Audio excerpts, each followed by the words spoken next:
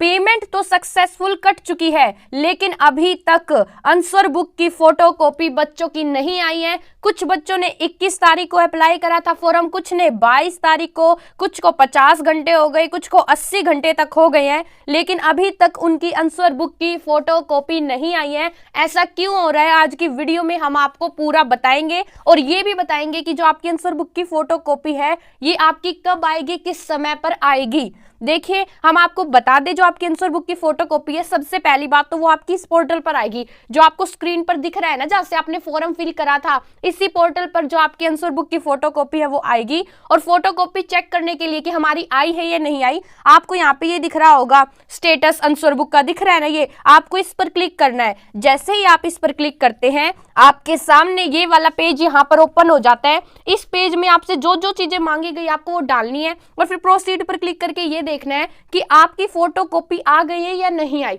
मैं आपको बता दूं, ज्यादातर बच्चों की जो फोटोकॉपी है वो नहीं आई है, लेकिन कुछ बच्चों की जो आंसर बुक की फोटोकॉपी है वो आ गई है।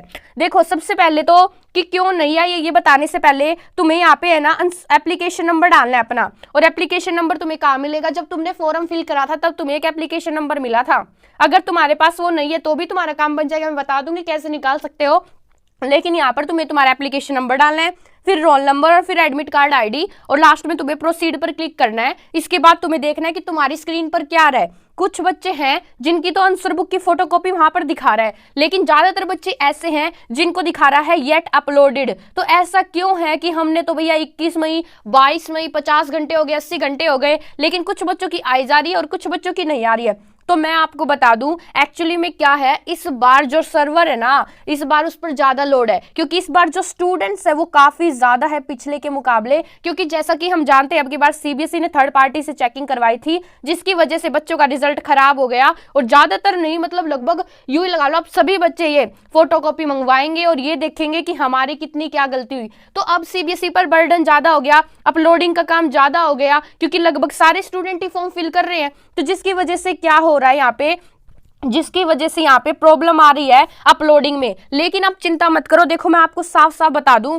जो ये है फोटोकॉपी, ये आपकी आज लास्ट डेट है 27 तारीख है ना, और फिर कल से आपका जो रीचेकिंग और रीवैल्यूएशन है उसका प्रोसेस शुरू हो जाएगा। तो आप ना मान के चलो 28 तारीख तक, मतलब कल तक आपकी आंसर बुक की फोटोकॉपी आपके आ जाएगी। चिंता मत करो, जैसे ही आप प्रोसीड पर क्लिक करोगे कल 28 तारीख तक, तो आपकी यहाँ पर दिखाने लग जाएगी। दूसरी चीज मैं आपको एक बात बता दूं, अगर आपके पास एप्लीकेशन नंबर नहीं है तो आपको कैसे निकालना है। देखो, एप्लीकेशन नंबर नहीं है तो बैक आना है और यहाँ पे तुम्हें फॉरगॉट एप्लीकेशन नंबर दिख रहा होगा, तुम्हें इस पर क्लिक करना है।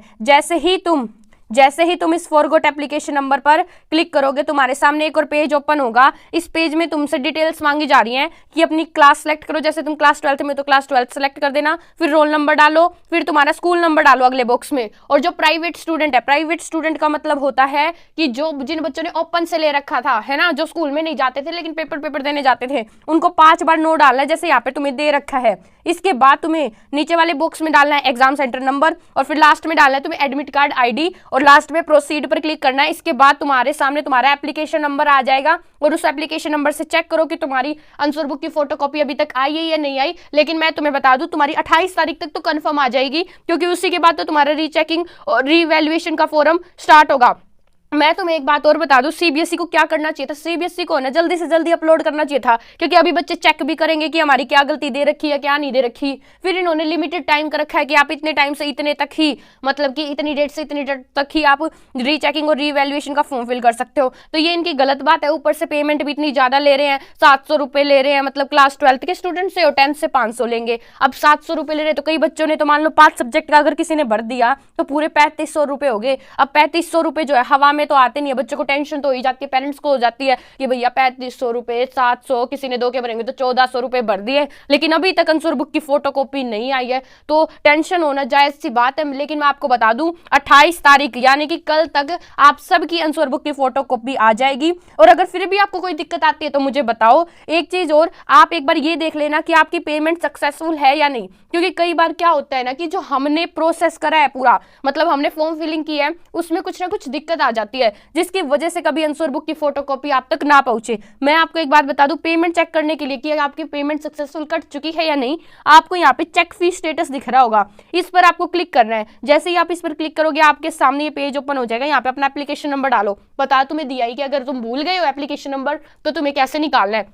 फिर तुम्हें प्रोसीड पर क्लिक करना है। उसके बाद अगर तुम्हारा सक्सेसफुल है तो तुम्हें यहाँ पे सक्सेसफुल दिखाएगा कि जो तुम्हारा पेमेंट का वो है वो यहाँ पे सक्सेसफुल है, ठीक है जी। और अगर वो सक्सेसफुल है तो मतलब तुम्हारे साइड से कोई गलती नहीं है, फिर तो वो सीबीएसई को देना है। सीबीएसई की साइड से जो एरर है, अपलोडिंग में दिक्कत आ रही है, जो भी प्रॉब्लम्स आ रही है वो सीबीएसई की साइड से है, आपकी साइड से कुछ नहीं है। लेकिन ट्रस्ट में 28 तारीख तक आपका आ जाएगा, क्योंकि खुद सोचो ना 28 तारीख से रीचेकिंग और रीवैल्यूएशन के भी तो फॉर्म स्टार्ट है, तो इससे पहले इनको देना पड़ेगा, ये तो इनकी मजबूरी होगी ना, तो इनको ये चीज़ करना होगा। और मैं अभी भी कह रही हूँ कि आंसर बुक की फोटोकॉपी के जो इन्होंने 700 रुपये लिए वो काफ़ी ज़्यादा है दोस्तों, क्योंकि अब की बार इनकी तरफ से गलती हुई थी रिजल्ट में। और मैं आपको बता दूँ, एक स्कैंड कॉपी तो भेज रहे हैं और एक स्कैंड कॉपी के पूरे 700 रुपये ले रहे हैं। तो आप देख लो यहाँ पे कितना मोटा धंधा बना रहे हैं और बच्चों के साथ कितना खिलवाड़ कर रहे हैं। आपका इस पर क्या मानना है? क्या आपकी आ गई? अगर आपकी आ गई है और आप मुझसे चेक करवाना चाहते हैं कि मैं आपकी आंसर बुक की फोटोकॉपी चेक करूं कि उसमें कितनी गलती है क्या नहीं है, तो फिर मैं ऐसा कर सकती हूँ, आप मेरी ईमेल पर भेज देना।